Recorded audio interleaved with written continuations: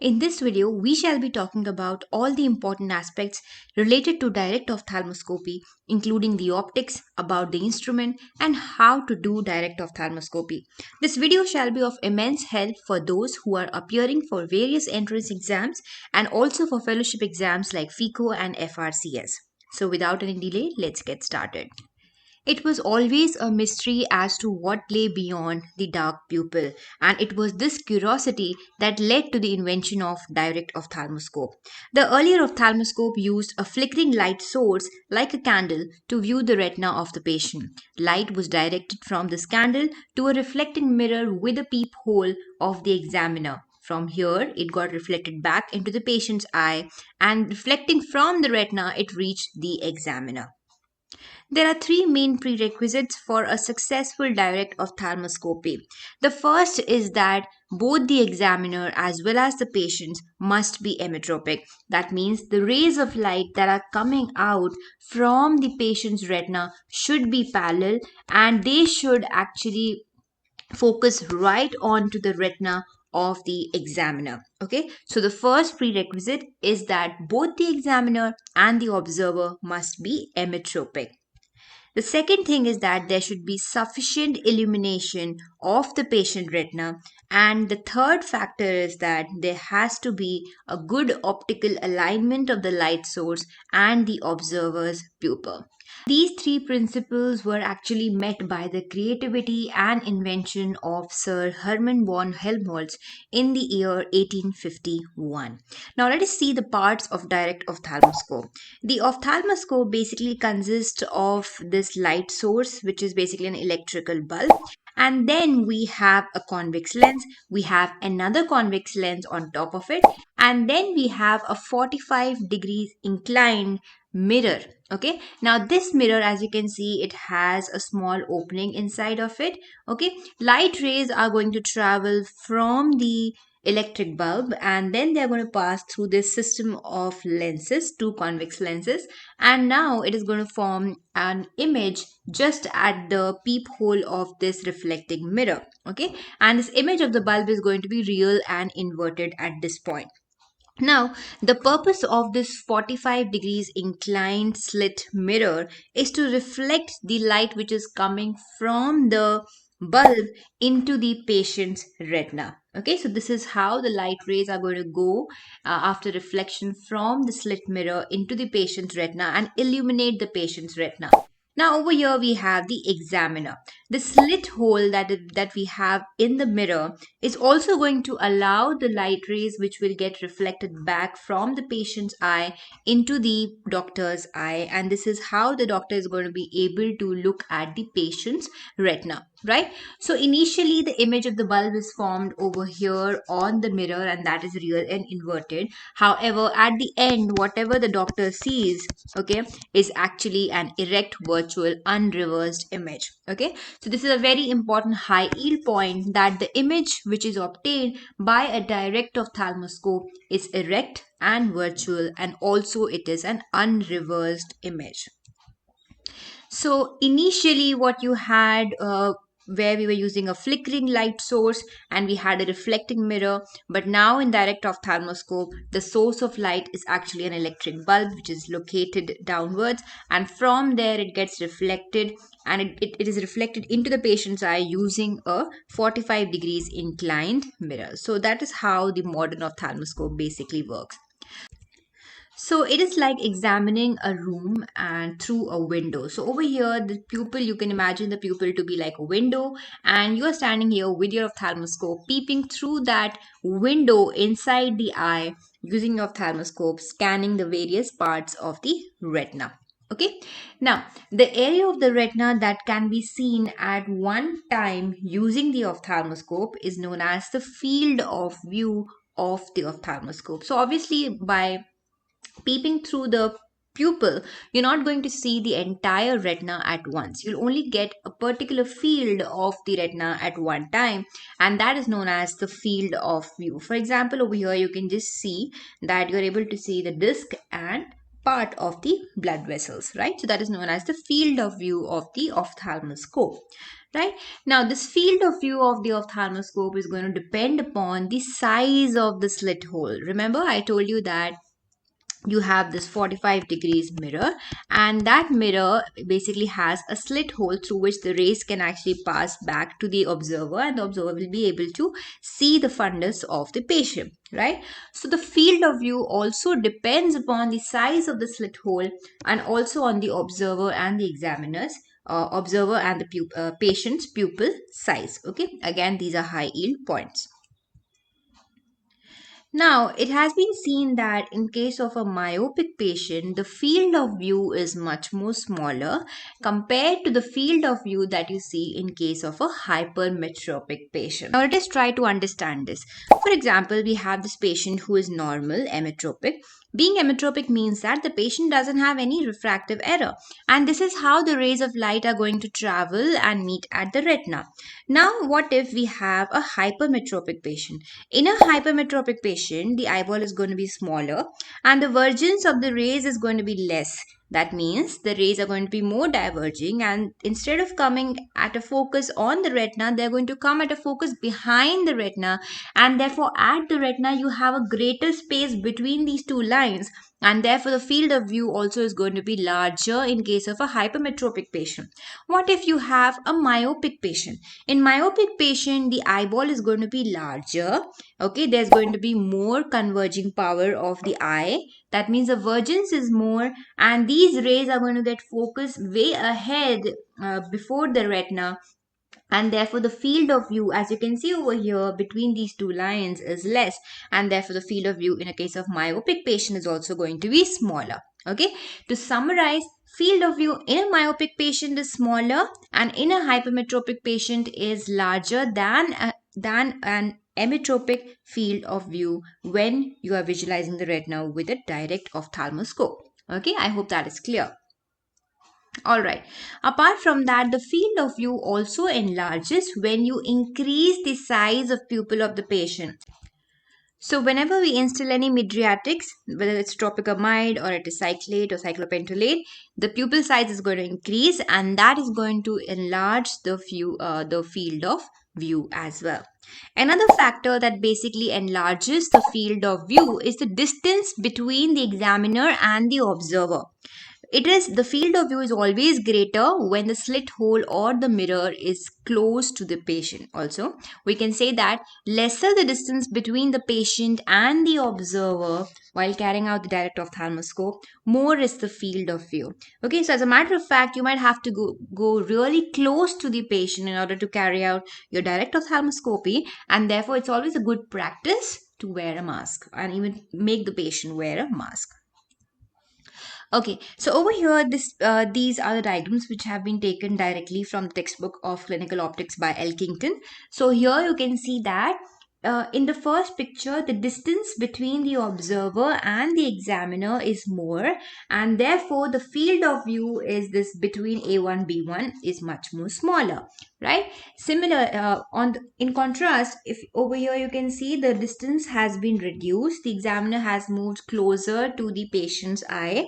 So what has happened? The field of view now is much more large. Okay, the field of view here is larger as the observer moves closer to the patient's eye.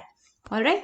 Now, direct ophthalmoscopy basically is you can do it using a traditional direct ophthalmoscope, or you can use a panoptic direct ophthalmoscope. Obviously, the field of view using a ophthalmic direct ophthalmoscope or a panoptic plus ophthalmoscope, this over here is by the Welch Allen one, is 20 times larger compared to the standard ophthalmoscope. Okay, let us now try to discuss the various parts of a standard direct ophthalmoscope that we most commonly use. Okay, so an ophthalmoscope basically consists of a handle and it has this head. Okay, the handle basically will be harboring the battery. Okay, so the handle basically has this battery compartment. Apart from that, on top of handle, what you have is an on and off button, and here you have the brightness adjustment collar. Okay, now at this point I would like to tell you that I have a small video at the end of this a small section wherein I will be actually demonstrating all these parts on the real ophthalmoscope. So if you are actually in a hurry and if you want to watch that part, you can skip to the end of the video. Okay. All right. So here you have this button. This button will basically allow you to turn the ophthalmoscope on and off, and also it helps in adjusting the brightness of the beam of the direct ophthalmoscope. All right, now on top of the handle what you have is the head. The head can be detached from the ophthalmoscope, and there are two surfaces. One part is what you're going to put in front of the patient, and the other side is called the doctor's side. And you can see how you can identify is that the doctor's side of the head will be much more flatter, and it has this elevation here, and that is known as the brow rest because it rests against the eyebrow of the doctor, right? Below that you can see this window. This is through this the doctor will be able to see the fundus of the patient. Now on the either side you can see these projections. So these are nothing but these are the lens selection wheels. Okay, so this lens selection wheel basically helps you choosing various kinds of lenses. So I will talk about the importance of choosing the lenses on a lens selection wheel, and the power of the lens would be indicated over here in this lens indicator. All right. Now, on the other side, that is the patient side, you can see this mirror, which is going to reflect the light which is coming from the bulb into the patient's eye. Then you have this aperture selection wheel, which is going to decide the width of your beam that you're going to project into the patient's eye. Either you can project a larger beam, a smaller beam, a half hemispherical beam, or a slit beam like that. All right. Okay, so this is what I was trying to tell you. So there are basically two wheels which are present in a ophthalmoscope. So you have this aperture wheel. The location of aperture wheel is basically in between these two convex lenses, lens 1 and lens 2. And by choosing the appropriate aperture, you can actually vary the width of the beam that you're going to project into the patient's eye. Okay, so this is the aperture wheel which is going to be situated between the two lenses. Then you have the lens wheel. The lens wheel will basically consist of these compensation lenses. So it's a series of convex and concave lenses that are going to be placed in between the patient and the doctor, right, using the lens wheel. And this is going to actually change the vergence of the rays which are coming out from the patient into the doctor's eye. And the main purpose of using this lens wheel is to allow that emmetropization of the rays between the observer and the patient. So let me try to explain it to you. For example, if you have an emmetropic observer and an emmetropic patient, there's not going to be any problem. The rays which are coming out from the patient eye will be traveling parallel, and then they're going to focus on the emmetropic observer eye, leading to a clear image of the fundus of the patient. Now, what if the patient is myopic? If the patient is myopic, the vergence of the rays is going to be more. That means the rays are going to be more convergent, and they will not really focus on the observer's retina, and instead they are going to focus somewhere ahead of the retina, leading to a blurred vision. Now, in order to correct for that myopia of the patient, what the examiner can do is the examiner can introduce a diverging lens in order to diverge these convergent rays, and that diverging lens would be a minus lens or a concave lens, right? And this is where your lens wheel is going to come into play, right? Similarly, in case of a hypermetropic patient or a hyperopic patient, the rays will be more diverging. That means the vergence of the rays is less, and therefore such rays will not come to focus exactly on the retina of the observer, and instead will come to focus behind the retina, leading to blurred vision. And therefore, to compensate for that, you need a converging lens, and that converging lens is a plus lens or a convex lens. Okay, so all these lenses are present in the lens wheel, and they are indicated by various colors. That means they are color coded. The positive lenses or the plus lenses are basically depicted in green color, and the negative lenses or the minus lenses are in red color. Okay, again at the end of the video I will show you exactly how the lens wheel looks like and how you can actually identify the lenses through the lens indicator window. All right.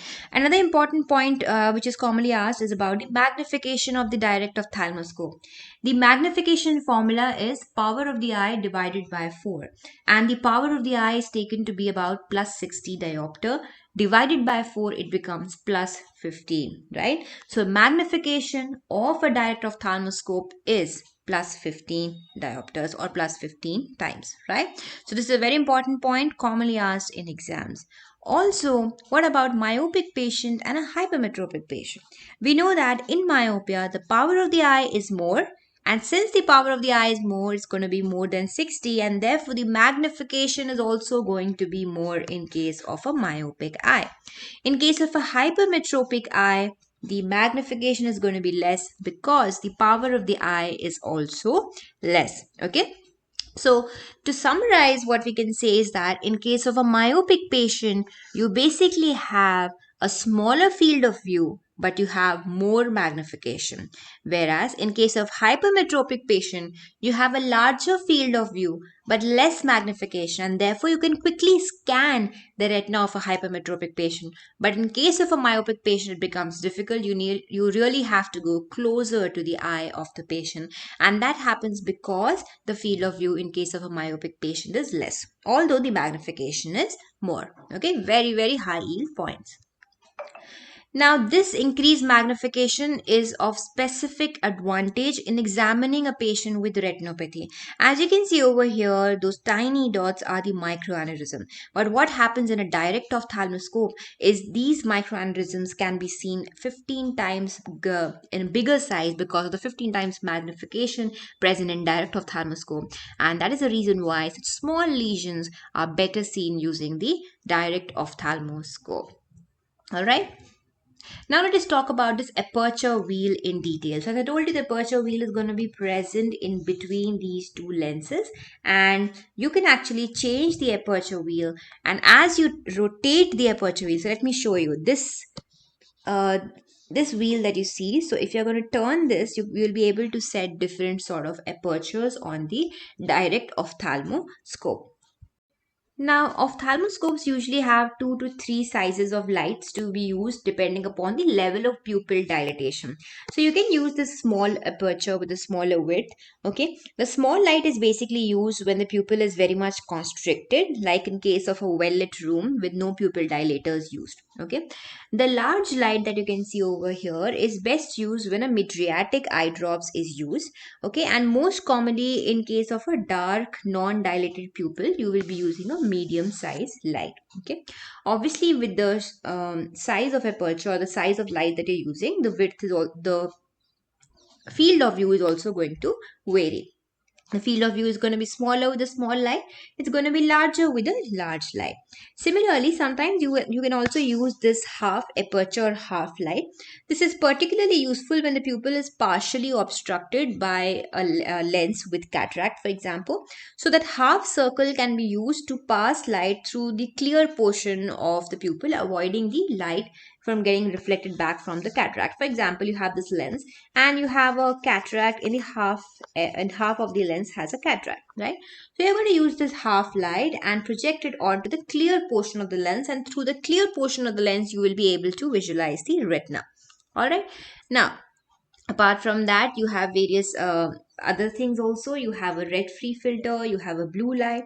The red free filter basically, or the green filter basically, helps you to visualize all the lesions which are in red color. For example, the vessels can be visualized better. The hemorrhages can be visualized in better detail by improving the contrast, right? And this setting actually allows the retina to look black and white. So all the red color structures would look blackish in color in a red free filter. About the slit beam can be used to examine the contour abnormalities of the cornea, lens, and retina. Then you have the blue light. The blue light of the ophthalmoscope basically is used for examination of the corneal aberrations and also specifically under the fluorescent staining. And then you have this grid.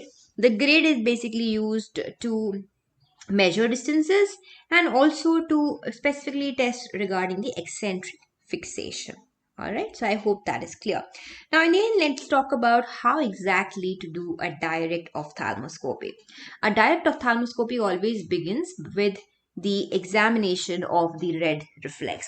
While carrying out the red reflex test, you basically have to stand at an arm's distance from the patient and use your ophthalmoscope, and from that distance you have to visualize the red reflex. Important point over here is that this is how a normal red reflex looks like. It's very important for a red reflex to be present in order to for you to progress or to progress with your further direct ophthalmoscopy technique, right? Now, sometimes the red reflex is going to be altered. So, that is going to indicate that either there is something on the cornea, corneal opacity, which is obstructing the light from entering inside the eye, reaching the retina, and being reflected back as a clear red reflex. Okay, so if there are corneal abnormalities, or sometimes there might be anterior chamber debris, lens opacity, vitreous opacity, or sometimes even there might be retinal problem like retinal mass or a tumor. All these things are going to obstruct the light from coming back from the retina to the patient, to the observer's eye, leading to an altered red reflex. As you can see over here, you can see this red reflex is not normal. It has these spokes, and the spokes are basically because of the lenticular opacities or cortical opacities, right? Similarly, in the second picture, you can see the lens is actually subluxated, and because of that you have two segments. You have an aphakic segment and a phakic segment, altering your red reflex. Again, you can see over here a posterior cataract leading to an altered red reflex. Now, direct ophthalmoscopy is difficult in all these cases with altered red reflex. Okay, so obviously you can alter your aperture width and size and try to really peek inside, but the altered red reflex is going to tell you that doing an ophthalmoscopy in this patient is going to be slightly difficult, and all these media opacities are going to prevent visualization of the structures of the retina, right? So it is like you're trying to peep inside this house or inside this room through the window, but you have this large brick structure present in front of the window, and therefore making it quite difficult for you to look inside the eye. All right. Now, when you are trying to do an ophthalmoscopy, say your red reflex is normal. So now you're going to move towards the patient. Now, first thing first, you have to keep the ophthalmoscope as close to your eye as possible. Make sure that you align the apertures of the scope with the pupil. Okay, so that you can move along with the ophthalmoscope. Okay, so make sure you keep your ophthalmoscope as close to your eye as possible. Moreover, this direct ophthalmoscopy is a monocular method, and therefore you're not going to get any stereopsis with the direct ophthalmoscopy. Now, when you're examining the patient's right eye, it's very important that you use your right hand. That means you hold the ophthalmoscope in your right hand and you use your right eye. Okay, so the rule is right, right, right. Patient's right eye, observer's right eye, and also observer's right hand. Similarly, when you're observing the left eye, make sure you hold the ophthalmoscope in your left hand and use your left eye. Okay, it's very important, and also it's very convenient. By this way, you will not be actually coming right ahead in front of the patient's face. Okay.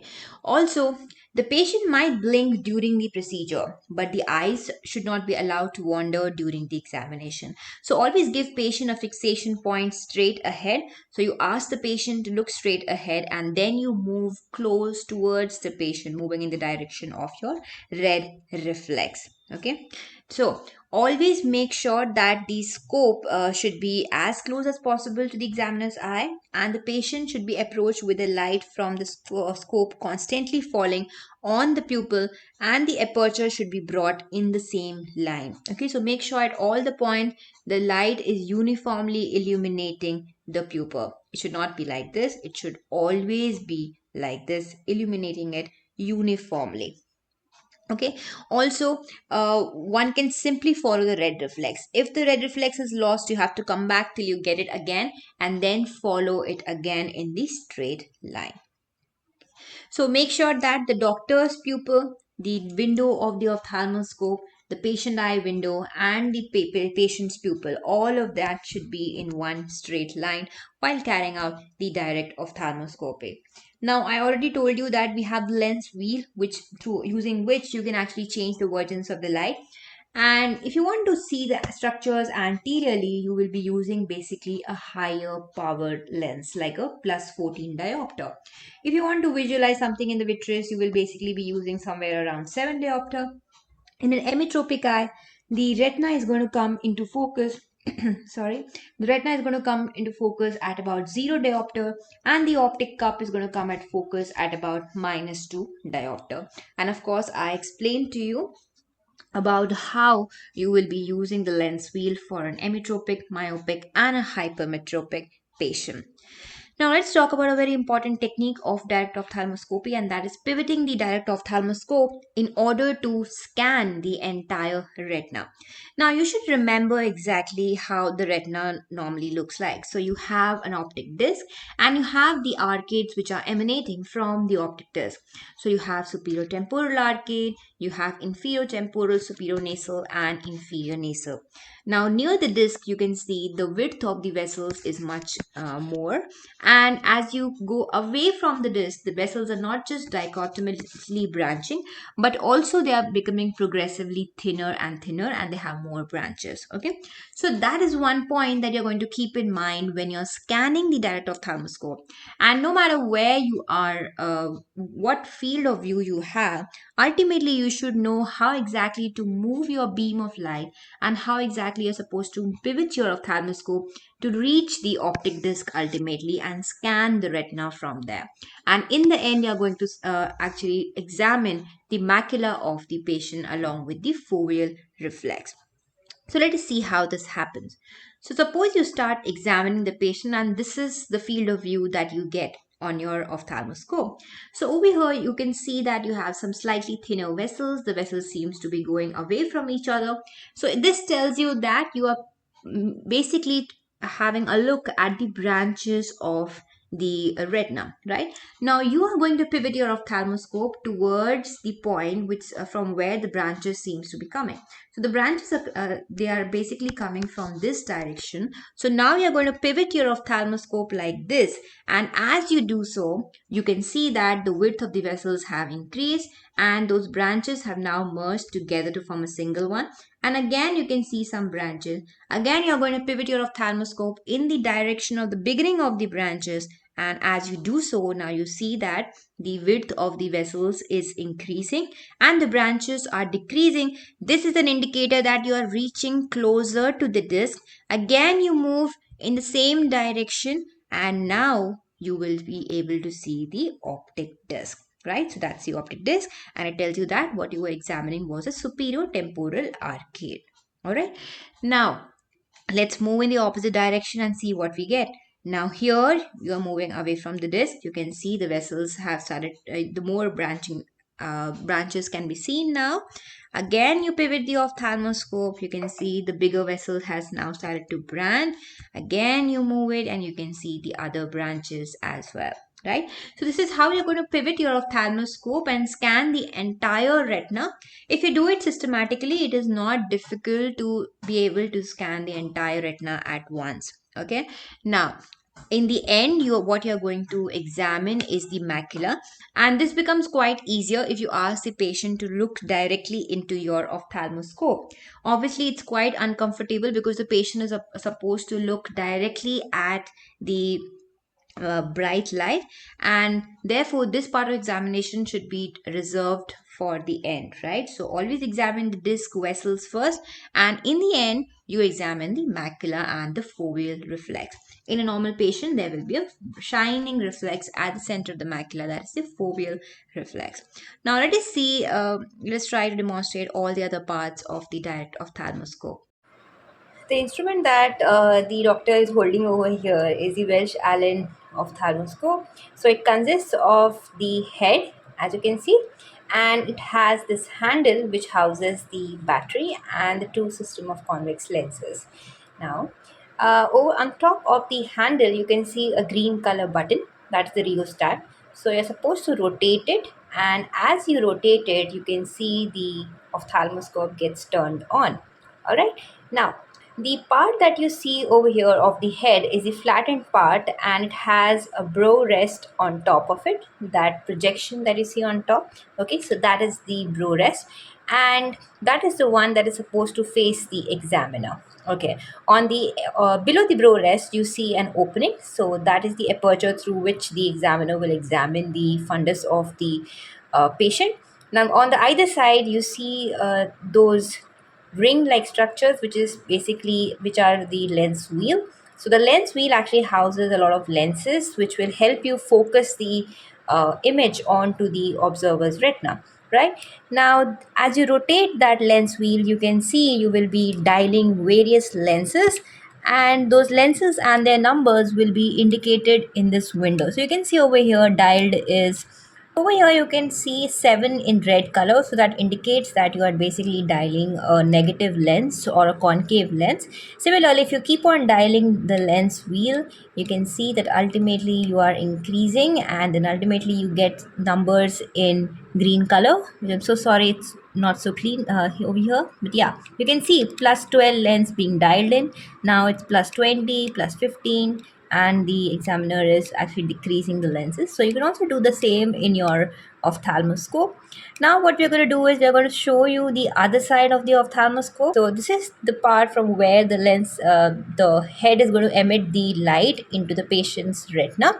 So for some time we will switch off this light, and now we shall be showing you the various filters which are present in ophthalmoscope. So you can see 3 circles which are marked in this Welsh Allen. So you can have more circles in your device, but over here you have the green filter, a diffuse filter, and then the third one is the grid, which is basically used for measuring the eccentric fixation. Now below that again, yeah, you can see another knob. So by turning those that knob, you can actually adjust the aperture width. So we are going to demonstrate that now. So again, dimming our light and turning on the ophthalmoscope, projecting it along the table or the wall. Now what the examiner is going to do is he's going to now change that dial or the aperture width. So you can see now the after changing that, what we get is a very small circle. The width has been reduced. Again, this is a medium sized circle. Then we have a larger aperture. Okay, so these can be used according to the pupil's diameter. So we also got a slit, and now what we can see is a blue filter. Okay, so you can change the aperture width based on the pupil diameter. So that's all for today. I hope you enjoyed our video. Thank you and have a nice day.